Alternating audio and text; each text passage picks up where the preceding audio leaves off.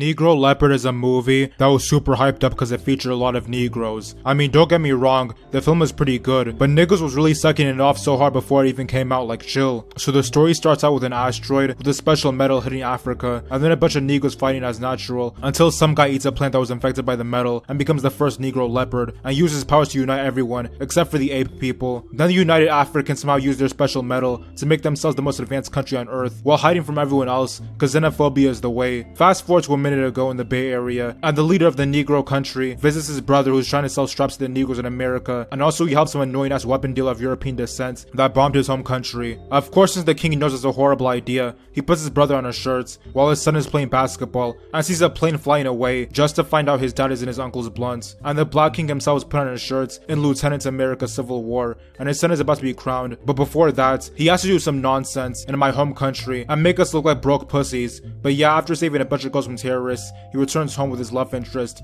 and some fake ass Amazon, where they meet his unfunny sister and uninteresting mom. Before he can be crowned, he has to take part in some ritual where he throws hands without superpowers with any nigga that objects. Normally I would call this dumb, but honestly it makes a lot of sense. I mean, if you're gonna be a superhero, you gotta be able to give everyone else the beats. So he catches a fit with an ape man and takes a W, so they name him the leader of Negroes, and they give him his powers back. While this is going on, some other Negroes finessing stuff from a museum for the weapons dealer, who did a lot of Negroes dirty. So then they go to South Korea, cause you know, no Marvel movie is complete without needless expeditions to foreign countries, and the leopard and his sidekicks try to catch the weapon dealer in the act, but they run into some problems, cause it turns out the weapon dealer is selling to an American senator, who will be the unnecessary token of the film. So there's some chase scene, and the leopard manages to catch the weapon dealer and turn him into CIA custody, cause snitching ass niggas were recording him. After trying to get some answers out of him, the weapon dealer pisses off with his henchmen, and they go somewhere else, while the leopard decides to take the wounded token back to his home country, where his sister can use her super advanced technology to save him. Meanwhile, the leopard asks the kingmaker what happened to his uncle, and he told the story of how his father turned him into a pack cause he was trying to sell straps, and also how he has a cousin that's the weapon dealer's henchman. But then the cousin quadruple crosses the weapon dealer and gets his wife out of the way so he can put the dealer in his blunts. Then the cousin takes the dealer pack with him to his home country, and he asks to see the leopard so that he can be made the new leader of Negroes. So the cousin puts the kingmaker on his shirts and disrespects his family, and then catches a fit with the leopard and gets him out of the way, so he's crowned the new leader of Negroes. And after he gets superpowers, he tells the niggas to get all the plants out of the way so he can have no successors, which is pretty cool honestly. But then somehow the leopard's mom was able to finesse one so that they could put a stop to the cousin, but it turns out the unloyal ass commander of armed forces is on the cousin's side cause he got the weapon dealer out of the way, and so are the fake ass Amazons, cause you know, it sure is difficult to think for yourself. So the cousin is preparing to send weapons from his country to impoverish niggas all over the world, which he thinks will start a world revolution with him on top, when the reality is, niggas is just gonna use straps to hit licks on each other. But anyway, the leopard's family and the token all piss off to the mountains,